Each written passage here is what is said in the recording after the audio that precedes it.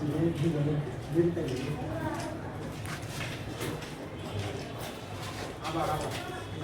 more. One more.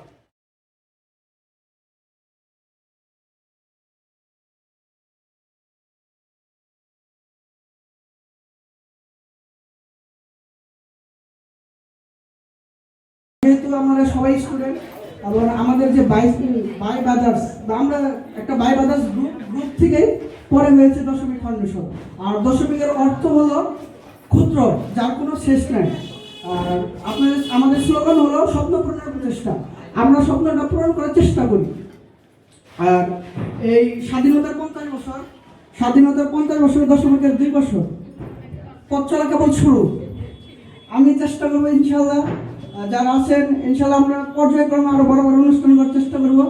আর প্রত্যেক সদস্য এবং আমার যারা ভাই বোন আছেন তাদেরকে আন্তরিকভাবে ধন্যবাদ ও শুভেচ্ছা জানাই। আমি বলার মতন কিছুই নাই, তারপর আমরা কি নিয়ে কাজ করি জাস্ট এইটুকু একটু বলে দেবো, প্লিজ ভিডিও করবেন না। সবচেয়ে বিগ ইভেন্ট হলো আমরা একটা স্কুল চালাই, আপনারা সবাই অবগত আছেন। স্কুলের ম্যাম সবচেয়ে বেশি আমরা গত 1 বছর ধরে আমাদের জানুয়ারিতে 1 বছর হবে, করোনাকালীন থেকে আমরা শুরু করেছি কাকমারি। ওদের আমরা আনতে চেয়েছিলাম, কিন্তু যেহেতু আমি চিন্তা করলাম যে আমরা নিজেদের ঠিক ঠিকানা নাই, ওদের কি আনবো। আমাদের প্রায় হলো 50 জনের মতো স্টুডেন্ট আছে, ওদের আমরা পড়াই। ওদের মাসিক খরচ, পরে ঈদ আসলে ঈদ বস্ত্র, ওদের আমরা আরেকটা পার্ট টাইমের স্কুলে ভর্তি করেছি, যেহেতু আমাদের স্কুলের কোনো হলো রেজিস্ট্রেশন নাই, দশমিক পাঠশালা স্কুলে ভর্তি করে দিয়েছি। চেষ্টা করছি আমরা হলো তাদের পার্ট টাইমের আমরা পড়ানোর জন্য। এটা আমাদের বিগ ইভেন্ট। আর এরপরে আমরা একটা ইভেন্ট কাজ করি হলো প্রজেক্ট সমন্বয় বা হলো যে স্বাবলম্বী করা। স্বাবলম্বীর ইভেন্টটা কি, যে এই পর্যন্ত আমরা 2টা করেছি। দুইজনকে আমরা ছাগল কিনে দিয়েছি।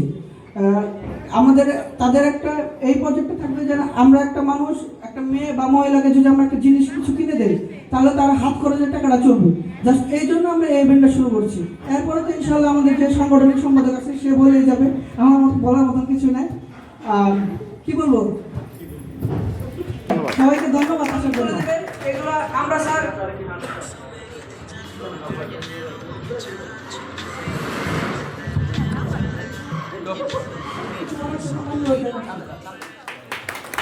আয়োজিত আজকের এই আপনাদের সবাই যারা উপস্থিত অতিথিবৃন্দ, অংশগ্রহণবৃন্দ, সকলকে মানব জীবন দপ্তর জেলা কার্যালয় টাঙ্গাইলের পক্ষ থেকে আমি আন্তরিক শুভেচ্ছা অভিনন্দন জানাচ্ছি।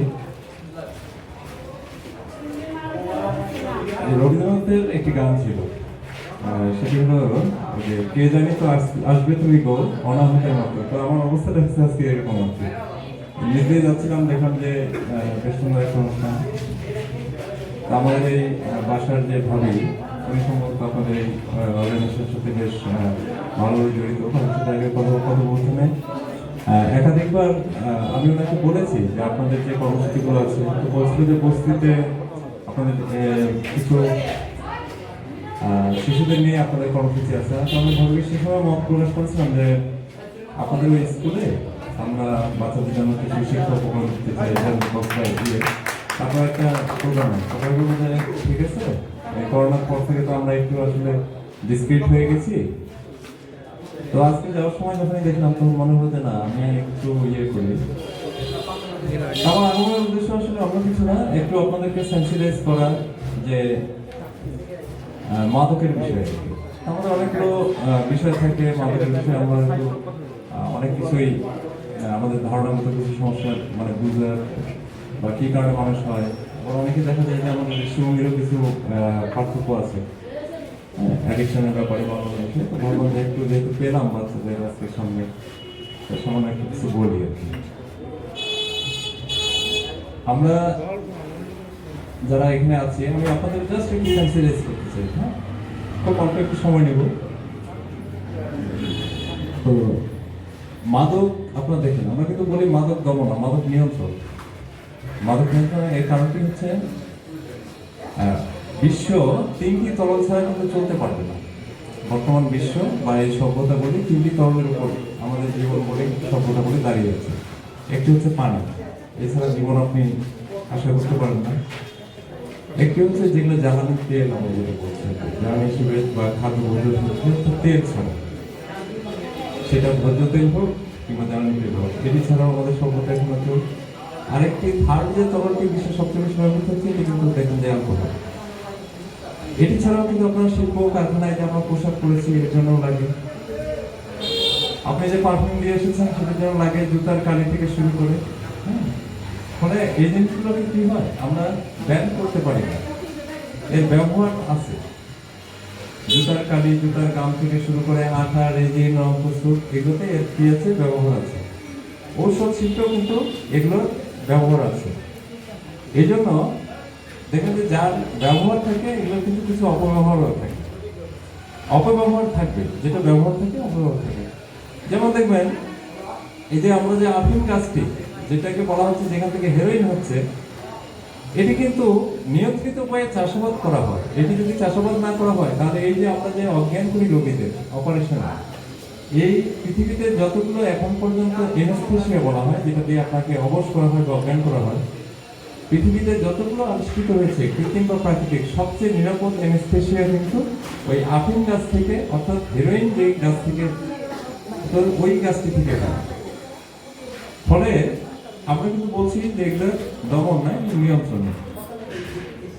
আরেকটি বিষয় হচ্ছে আপনার দেখবেন যে মাদক মানুষ যখন নেয়, এর একটি অন্যতম কারণ হচ্ছে এরা হচ্ছে আপনার ভেঙে পড়ে মানসিকভাবে। যখন সে স্ট্রেস হারিয়ে ফেলে, অর্থাৎ যেই মানুষগুলোর স্ট্রেস টলারেন্স পাওয়া বা সহনশীলতার ক্ষমতাটি কম, এরাই কিন্তু মাদকাসক্ত হয়ে পড়ে। আপনারা সবসময় একটা জিনিস মনে রাখবেন যে আমাদের চলা জীবনে নানা রকম ঘাত প্রতিঘাত থাকবে। হয়তো আপনি জীবনে একটা কিছু পেতে চাচ্ছেন, একটা কিছু আশা করছেন, ব্যক্তি জীবনে পেলেন না, পেতে নাও পারেন, তার জন্য আপনি ভেঙে পড়বেন না। মনে রাখবেন জীবনের অনেকগুলো ফর্মুলা আছে, এ বি সি ডি, অনেকগুলো, একটা না হলে একটা হবে, একটা না হলে একটা হবে। আপনার চলা জীবনে অনেক বাধা থাকে। আমি একটা জব আশা করছিলাম যেটা পাবোই আমি, আমার হবে, হলো না, ভেঙে পড়বেন। পরিবারে এখন সুন্দর মতন আছেন, বাবা মায়ের মধ্যে কোনো কারণে আপনার একটা দূরত্ব সৃষ্টি হয়ে গেল, সংসার ভেঙে গেল, ভেঙে পড়বেন। প্রেম করছেন, ভালো লাগে, কোনো কারণে সেখানে আপনি হেঁটে গেলেন বা আপনার প্রেমিকার বিয়ে হয়ে গেল, আমি কি ভেঙে পড়বো? না। স্ট্রেস টলারেন্স পাওয়ার হচ্ছে প্রত্যেক মানুষের একটি সহজাত প্রবৃত্তি, অর্থাৎ মানুষ কোনো অবস্থাতেই কি করবে না, ভেঙে পড়বে না। তার মন খারাপ হতে পারে সাময়িকের জন্য, সে আবার কিন্তু ঘুরে দাঁড়াবে। এই স্ট্রেস টলারেন্স পাওয়ারটি যাদের মধ্যে খুব কম, এরাই আত্মহত্যা করে, মাদকাসক্ত হয়ে পড়ে। এই জিনিসগুলোতে আপনাদের সচেতন থাকতে হবে। সবসময় মনে রাখবেন জীবন একটাই, আমাদের জীবন সুন্দর, এখানে ঘাত প্রতিঘাত থাকবে, কম্পিটিশন থাকবে। জীবনে কোনো কিছুই খুব সহজে আসে না। আপনি যা চান, যেভাবে কল্পনা করেন, বাস্তবতার সাথে তার অনেক ফারাক। আমরা যখন ইউনিভার্সিটিতে পড়ি তখন এমনি হাসাহাসি করতেছিলাম একদিন ল্যাবে বসে, তো এক শিক্ষক বলেন যে এখানে যা আছে তুমি যখন কর্মস্থলে যাবে তখন তুমি সেটাও পাবে না। সেখানে বাস্তবতা হলো যে ইউনিভার্সিটিতে অনেক দামি দামি জিনিসপত্র ল্যাবে বসে ইউজ করো, বাস্তবে যখন তুমি কর্মস্থলে যাবে তখন দেখবে তোমার বসার চেয়ার টেবিলটাও আছে কিনা। একটা সময় আমরা দেখছি থানার রশিদের টুল চেয়ার গুলো যখন বলতে হতো এটা বাঁধে নিয়ে যাইতে হতো, দেখছেন তো আপনারা অনেকে। এখনো উকিলরা যাদেরকে আমরা এই শহরে চিনি, দেখবেন যে বাইরে যখন বসে থাকে ওই ধুলাবালির মধ্যে, চেম্বার নাই কিছু নাই, একটা করে ওই যে টিনের মানে খোলসের মধ্যে। তো বাস্তবতার লাইফ, কল্পনার লাইফ, এর মধ্যে অনেক ফারাক। শুধু মনে রাখবেন আমাদের জীবনটি অনেক সুন্দর, প্রতিকূলতা থাকবেই, লড়াই করে আমাদের টিকে থাকতে হবে, এখানে জয় করতে হবে। আমরা সবসময় সুন্দরের পথে থাকবো, ভালোর সাথে থাকবো। খারাপ যা কিছু তা কিছু, তার সব কিছুকে আমরা পরিহার করতে শিখবো। যা ভালো তাকে আমরা হ্যাঁ বলতে শিখবো, যা খারাপ তাকে আমরা খুব স্পষ্ট করে না বলতে শিখবো। সবসময় রাখবেন know the truth and truth will make you free. সত্যকে জানবা এবং সেটাকে বুঝবার মধ্যে হচ্ছে আমাদের স্বাধীনতার সার্বভৌমত্ব নিহিত। আমি তখনই সুখী হব যখন আমি স্বাধীনভাবে আমার মতটি প্রকাশ করতে পারবো, আমার দাবিগুলো তুলে ধরতে পারবো যৌক্তিকতার সাথে। হ্যাঁ, যা কিছু আমি ঘৃণা করি তাকে আমি ঘৃণা করবো, তাকে আপোষ করবো না। তাহলে দেখবেন যে আমাদের জীবনগুলো অনেক লালিত হবে, সুন্দর হবে, সুখী হবে। আপনারা সবাই এখানে কি বলবো, আপনাদের কাছেই একসময় দেশ আর জাতি আমরা একসময় আপনাদের উপরেই নির্ভর করবে। আপনার বিজ্ঞান চর্চা থাকবে, সাথে থাকবেন, জ্ঞানের চর্চার সাথে উন্নয়নের সাথে থাকবে। সবসময় মনে রাখবেন, দেশ কিন্তু পাল্টে যাচ্ছে। আজকে থেকে 10 বছর আগে যে চিন্তা করতেন, এখন কিন্তু সেই চিন্তাগুলো হচ্ছে না। আপনি যদি যুগের সাথে তাল মিলিয়ে না চলতে পারেন, পড়ে যাবেন। ঠিক যেভাবে আমাদের এই যে কোডাক ফিল্ম, আমাদের সনি, বিশ্বের এগুলো ছিল শীর্ষস্থানীয় কোম্পানিগুলোর একটা, যুগের সাথে তাল মিলাতে পারেনি। রেডিও প্লেয়ার এখন চলে না, পাবেন না কোথাও। যুগের উপযোগী হবে। আপনারা আধুনিক ডিজিটাল বাংলাদেশ, সবকিছু ডিজিটালাইজেশন। আপনি যখন অফিসে আসবেন, আপনার যেদিন চাকরি হবে ওই দিনে এসে দেখবেন অফিসে কোনো কাগজ নেই, সবকিছু অনলাইন। 2023 থেকে 2025-এর মধ্যে কোনো সরকারি দপ্তরের কোনো কাগজ না, আপনার অনলাইন ভিত্তিক, নেট ভিত্তিক, যা কিছু জানো আপনাদের জ্ঞান ভিত্তিক, এগুলোকে কি করবেন, পরিচালনা করবেন। আর যারা করবে না তারা কিন্তু একটা সময় যারা দেখবেন যে সে আর এই যুগের সাথে তাল মিলাতে পারছে না। আর একটা কথা সবসময় বলেছি আগে, যে আমরা আমাদের ভাগ্য জানি না, তবে ভাগ্য গড়তে জানি। কিন্তু আলো জালো নরতর সত্যাত্ম শিখা, যেন তকদির বিতরণ আগে, স্বয়ং বিধাতা কহেন অনুরাগে, বলো তো বান্দা বলো কি বাঁচাও, তোমার গলা তুলি থাকে। আমরা বলি না যে কপাল কপাল কপাল আমার তকদির, সত্যি না, সত্যি না। আপনি পরীক্ষায় কতটুকুই মার্ক পান, যতটুকু আপনি খাতায় লেখেন। আপনি আপনার কর্মটি করে যান, ওই ওর উপরেই কিন্তু সৃষ্টিকর্তা আপনাকে বলে দিবেন যে তোমাকে আসলে কি করা উচিত। তোমাকে রিক্সা বানানো উচিত নাকি জেলা প্রশাসক বানানো উচিত। পরীক্ষার খাতায় আপনি যাই লেখেন সেই অনুযায়ী কিন্তু শিক্ষক মার্ক দেন। সৃষ্টিকর্তা তার থেকে অনেক অনেক অনেক মহান এবং বিচক্ষণ জ্ঞানী সর্বোপরি। কাজে উনি তোমার সকল যোগ্যতা থাকা সত্ত্বেও তোমাকে রিক্সাওয়ালা ভেনালো বানিয়ে দেবেন, এটি কখনো আশা করা যায় না। কাজে তকদিরকে দোষারোপ করে লাভ নেই। আমরা আমাদের কর্ম করে যাব, ভালো থাকবো, সুন্দর থাকবো। আমি আপনাদের সকলের সুস্বাস্থ্য সুজীবন কামনা করছি। সকলে ভালো থাক। আর এই সংগঠন দশমিক ফাউন্ডেশন যারা আজকে আয়োজন করেছেন এই অনুষ্ঠানটি, আপনাদের উত্তর মহৎ, আপনারা এগিয়ে যান। আপনাদের কোনো প্রচেষ্টায় যদি মাদক নিয়ন্ত্রণ অধিদপ্তরের কোনো রকম সহযোগিতা চান, আপনাদের যে কোনো অনুষ্ঠানে যদি মাদক বিরোধী কোনো কর্মকাণ্ড আপনারা পরিচালনা করেন, স্বাস্থ্যমূলক অনুষ্ঠান করেন, আমাদেরকে আহ্বান জানালে আমরা আপনাদের সাথে সহযোগিতা করবো, এই আশাবাদ ব্যক্ত করছি। আপনাদের এই সংগঠন চলাপথ মসৃণ হোক, সংগঠনকে এগিয়ে যায়, এই কামনা রেখে আমি আমার সংগঠন এই যে আমি যে কথাটা বলছি, আমার মাঝেও কিন্তু তেমন সাহস নাই যে আমি তাকে প্রতিবাদ করতে যাব। কিন্তু আমাদের বাংলাদেশের এরকমই ব্যবস্থা যে কেউ অপরাধ করলে তাকে শাস্তি দেওয়া হয় না, উল্টো এটা তাকে হুমকি দেওয়া হয়। তো এই মন মানসিকতা আমাদের পাল্টাতে হবে।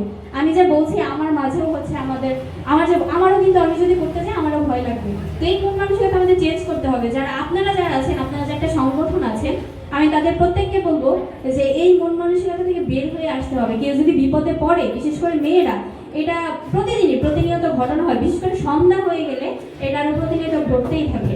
তো আমি তাদেরকে বলবো তারা যাতে ভয় না পায়, সাহস করে এগিয়ে যেতে কাজগুলো করে, এটাই বলতে চেয়েছিলাম। ধন্যবাদ আপনাদের সবাইকে, আমাদেরকে অনেক সময় দিয়ে।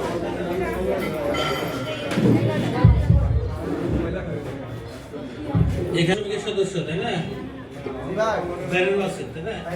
এখানে যারা আছেন আমাদের প্রধান অতিথি আসার আগ পর্যন্ত সবার কাছ থেকে কে কোন জায়গায় পড়ালেখা করতেছে, ভবিষ্যৎ পরিকল্পনা কি, আপনি একটু আলোচনা শুনতে থাকি, এই সময়ের মধ্যে চলে আসবে। দশমিক ফাউন্ডেশনের প্রধান উপদেষ্টা কবি বুলবুল খান মাহবুব, সে অসুস্থতার কারণে আসতে পারেনি, কিন্তু তাকে আমরা কল দিয়েছিলাম, তখন পাইনি, কিন্তু এখন সে ফোনে আছে, আমাদের উদ্দেশ্যে সে কিছু কথা বলবে।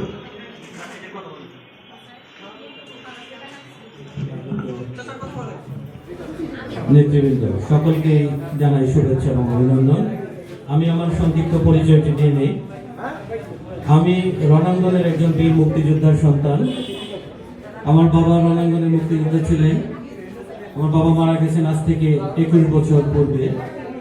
মুক্তিযোদ্ধার সন্তানদের টাঙ্গাইল একটি সংগঠন রয়েছে, মুক্তিযোদ্ধার সংসদ সন্তান কমান। এই সংগঠনের সাধারণ সম্পাদক হিসেবে দীর্ঘ 17 বছর যাবৎ দায়িত্ব পালন করছি। এর বাইরে আমাদের একটি মানবিক সংগঠন রয়েছে, সেটি হচ্ছে বাংলাদেশের বৃহৎ একটি মানবাধিকার সংগঠন। বাংলাদেশের এই বৃহৎ সংগঠনের নাম হচ্ছে human rights review society. Human rights review society Tangail জেলা শাখার সভাপতি হিসেবে দায়িত্ব পালন করছি 1 বছর যাবৎ, এবং দশমিক ফাউন্ডেশনের ভালো কাজের সাথে সম্পৃক্ত হতে পেরে নিজের প্রতি একটু ভালো লাগছে যে না, একটি সংগঠনের ভালো কাজের সাথে শরিক হতে পেরেছে। আমাদের চারপাশে বিভিন্ন সমস্যা রয়েছে, এগুলো সমাধানের জন্য বিভিন্ন সংগঠন কাজ করে যাচ্ছে। এর মধ্যে উল্লেখযোগ্য হচ্ছে বাল্যবিয়ে, ইভটিজিং, ঝরে পড়া পথ শিশুদের লেখাপড়ার ব্যবস্থা করা সহ বিভিন্ন সেবামূলক কার্যক্রম। আমাদের টাঙ্গাইলে যে সকল স্বেচ্ছাসেবী সংগঠন রয়েছে তাদের বিভিন্ন উল্লেখযোগ্য যে ভালো কাজগুলো রয়েছে, প্রত্যেকটি ভালো কাজগুলোর সাথে সম্পৃক্ত থাকার চেষ্টা করছি। আপনারা অনেকেই জানেন, তারপরেও এখানে যারা উপস্থিত রয়েছেন তাদের জানার জন্য বলছি। আমাদের টাঙ্গাইল জেলা পরিষদের পাশে ওখানে একটি বস্তি এলাকা রয়েছে। ওই বস্তি এলাকাতেও একটি স্কুল রয়েছে, সুবিধা বঞ্চিত বাচ্চাদের নিয়ে ওরা কাজ করে। ওখানে 400 থেকে 450 শিশু রয়েছে, যারা বিভিন্ন চায়ের দোকানে কিংবা বিভিন্ন জায়গায় গ্যারেজে কিংবা বিভিন্ন জায়গায় যারা কাজ করে, কিন্তু তাদের লেখাপড়ার কোনো পরিবেশ ছিল না। জেলা পরিষদের পাশে ছোট্ট একটি ঘরে যাত্রা শুরু করেছিল কয়েকজন, আপনাদের মতো এরকম বয়সী কয়েকজন মিলে যাত্রা শুরু করেছিল 2012 সালে।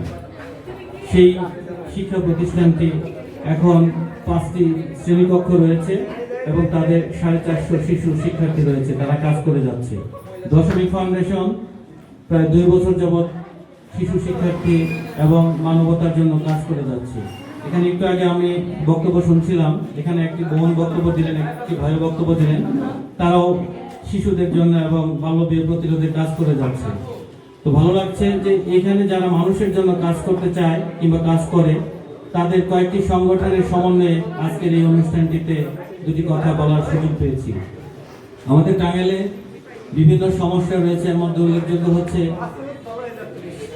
বিভিন্ন জায়গায় আমরা লক্ষ্য করি যখন কোনো বিষয় নিয়ে আন্দোলন শুরু হয়, সেটা যে কোনো বিষয় হোক, আন্দোলনের জন্য রাস্তায় যেভাবে সবাই একসাথে ঐক্যবদ্ধভাবে আওয়াজ তোলে, চেষ্টা করে, বাস্তবে কিন্তু সেটার প্রতিফলন খুব কম হয়। গতকাল একটি মেয়ে ফেসবুকে একটি পোস্ট দিয়েছে, আমাদের টাঙ্গাইলের সামাজিক কয়েকটি গ্রুপে পোস্ট দিয়েছে। তারা কয়েক বান্ধবী মিলে ডিসি লেকে বেড়াতে গিয়েছিল, সেখানে প্রতি বয়সের কয়েকটি ছেলে তাদের বিরক্ত করছিল। সেই সময় তাদের পাশে থাকা বড় ভাই কিংবা আরো যারা ছিল মুরব্বীরা, তারা কেউ ওই মেয়েদের কোনো সহযোগিতা করেনি, প্রতিবাদ করেনি।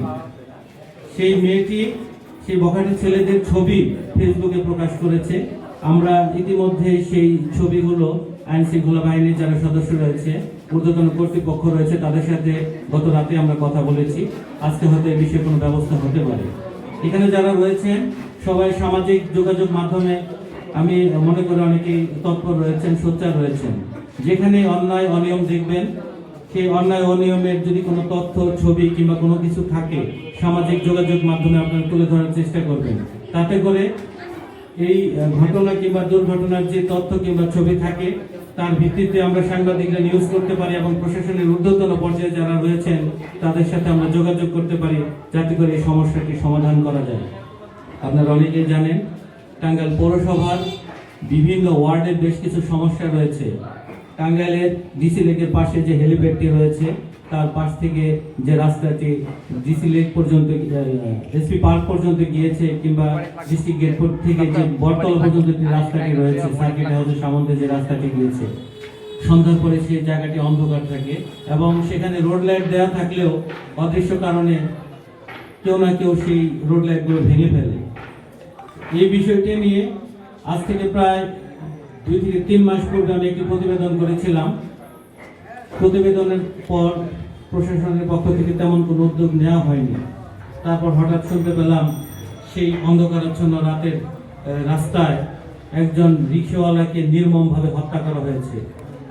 আমরা ধারণা করছি যে কোনো মাদকসেবী ছিনতাইকারী সেই রিক্সাওয়ালাকে হত্যা করে তার টাকাগুলো নিয়ে গেছে। শহরের বিভিন্ন জায়গায় বিভিন্ন সমস্যা রয়েছে।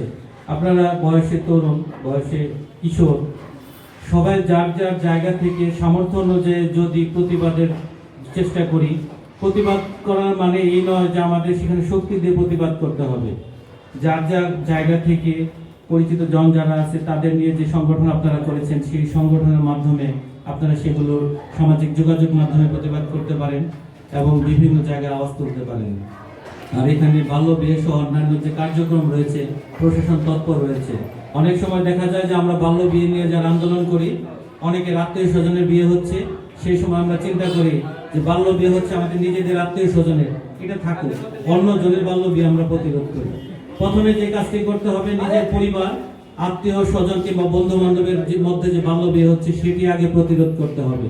আমরা অনেকে চিন্তা করি যে অপরজন অন্যায় করছে সেটি প্রতিবাদ করি, তার আগে চিন্তা করতে হবে আমরা নিজেরা যেন কোনো অন্যায় না করি, অপরাধ না করি। আর আজকের এই আয়োজনে আসলে কথা ভালো লাগবে না, কারণ হচ্ছে যে এখানে আমাদের দীর্ঘ সময় পার হয়ে গেছে, যারা বসে আছেন অধৈর্য হয়ে গেছেন আমি লক্ষ্য করছি। আমাদের আজকের এই অনুষ্ঠানে প্রধান অতিথি হিসাবে যার থাকার কথা ছিল আমাদের টাঙ্গাইলের গর্ব, মুক্তিযুদ্ধের অন্যতম সংগঠক কবি বুলবুল খান মাহবুব চাচা, যিনি আমাদের আজকের অনুষ্ঠানের প্রধান অতিথি হিসাবে আসন অলঙ্কৃত করার কথা ছিল। শারীরিক অসুস্থতাজনিত কারণে তিনি আসতে পারেননি, তবু তার পক্ষ থেকে আজকের অনুষ্ঠানে যারা উপস্থিত হয়েছেন সকলের প্রতি কৃতজ্ঞতা জানাই। আর দশমিক ফাউন্ডেশন ইতিপূর্বে যে কাজগুলো করেছে তার ধারাবাহিক বর্ণনা সংগঠনের সভাপতি দিয়েছেন, তারপরে সংক্ষেপে বলতে চাই, দশমিক ফাউন্ডেশন টাঙ্গাইল শহীদ মিনারে একটি হ্যাঙ্গার স্থাপন করেছিল, যেখানে লেখা ছিল যে যার প্রয়োজন সেই কাপড় নিয়ে যান, আর যার বাড়তি কাপড় রয়েছে সেই কাপড়টি এখানে রেখে যান। এরকম একটি উদ্যোগ দশমিক ফাউন্ডেশন নিয়েছে। সেই উদ্যোগের ধারাবাহিকতায় আমি বলতে চাই, এখানে যারা রয়েছেন তাদের চারপাশে যে অসংখ্য দরিদ্র মানুষ রয়েছে, অসহায় মানুষ রয়েছে, তাদের জন্য যদি আপনাদের বাসার আশেপাশে কিংবা কোথাও এই ধরনের উদ্যোগ নিতে পারেন, আমি মনে করি মানুষ উপকৃত হবে। আরেকটি বিষয়, পথ শিশুদের নিয়ে আমরা যারা কাজ করি, অনেক ক্ষেত্রে দেখা যায় যে পথ শিশুদের নির্দিষ্ট কোনো ঠিকানা না থাকার কারণে ওদের বেশি দিন ওদের লেখাপড়া পরিবেশে রাখা যায় না। দেখা যায় আমরা 6 মাস হয়তো বই খাতা কলম দিয়ে ওদের সহযোগিতা করছি, কিছুদিন পরে ওদের আর খুঁজে পাওয়া যাচ্ছে না, কারণ ওরা ভাসমান মানুষ, ওদের পিতামাতার কারণে হয়তো ওদের সেই স্থান ছেড়ে চলে যেতে হয়।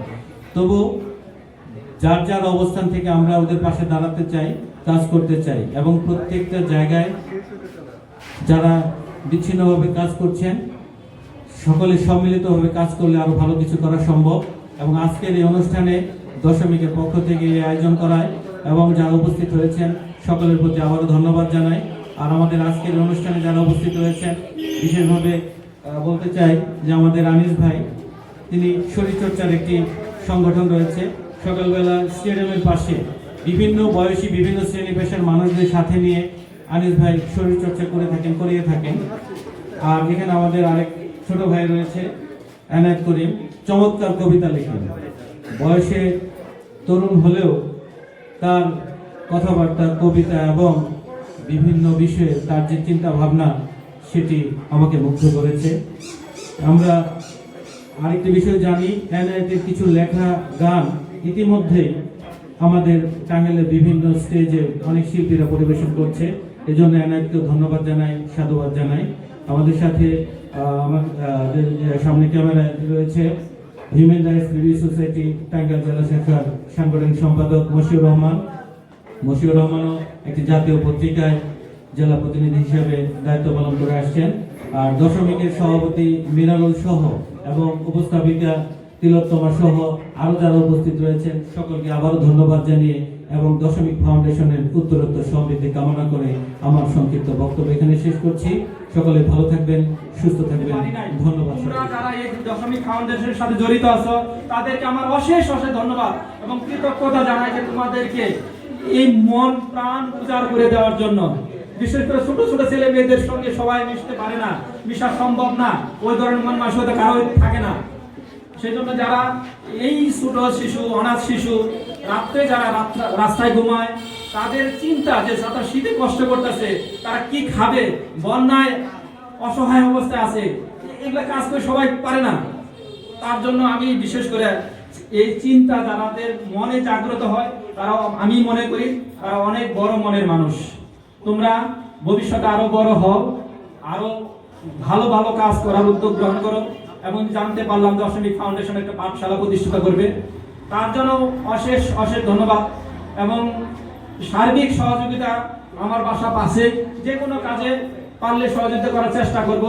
অর্থ না দিয়ে হলেও শারীরিক মানসিকভাবে যে কোনোভাবে আমরা থাকবো, এই প্রত্যাশা করি এবং তোমাদের উজ্জ্বল ভবিষ্যৎ কামনা করে ধন্যবাদ দিয়ে শেষ করছি।